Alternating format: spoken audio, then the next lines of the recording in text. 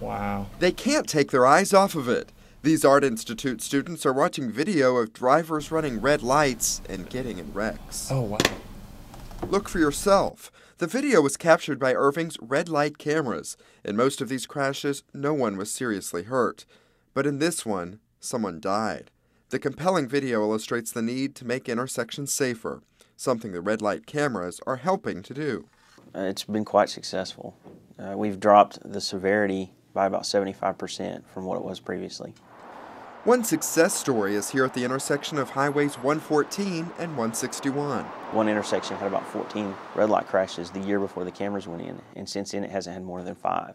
And those are not the only positive changes. Since the city installed the first cameras 2 years ago, it seems the presence of the cameras has prompted more drivers to be cautious. What we've seen is a dramatic decrease in the right-angle collisions, not only at these locations, but also in locations near there as well. Call it the halo effect. Now the city is preparing to install cameras at 3 more intersections: State Highway 183 and Story Road, Irving Boulevard and Story Road, and Interstate 635 and MacArthur Boulevard. The cameras should be in place by this fall. Those intersections were selected after a lengthy study involving the number, severity, and cause of crashes. Then we have the camera vendor does what they call it's a vehicle incident management system, and what it does is they put a video camera out to see how many people are running the red lights, which approaches they're running the most, and things like that, to try to get some data on whether is it just a early morning, late evening violation, or is it just one lane? Because some of these we can address with police. Even though the cameras have been in use for a while at Irving, there are still a lot of misconceptions about them, so we'll do our best to clear some of them up.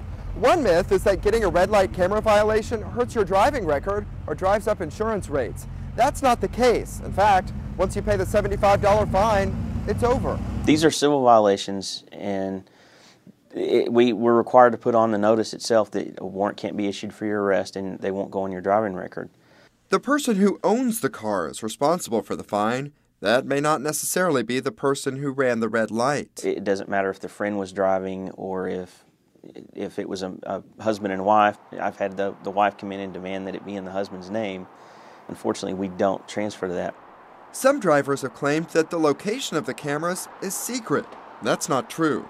Signs are required at every intersection. We've reported them, and the locations are posted on the city's website. Another myth is that the city is using these red light cameras to make money. It's carrying its own, and it is self-supporting, and not a whole lot more than that. And frankly, that's okay, because again, we didn't do this as a revenue program. This was done as a safety program. In fact, half of the city's net proceeds go into a regional trauma account, and the other half goes to traffic safety programs. Even so, the cameras do have some vocal opposition. There have been some challenges around the state, and there have been some challenges with the legislature. But to date, it remains an effective program. People who feel they were improperly cited can request a hearing, but keep in mind that every violation is recorded. Every notice mailed out contains a link to the video. Most of the people that go to the hearings just haven't seen the video. Once they see the video, a lot of them just kind of chuckle about it, or they completely understand. But the easiest way to avoid getting a violation is to avoid running red lights. This video of people who did not follow that advice is reminding drivers that besides avoiding a fine, it can also keep them safe. I think people need to pay more attention to the red lights.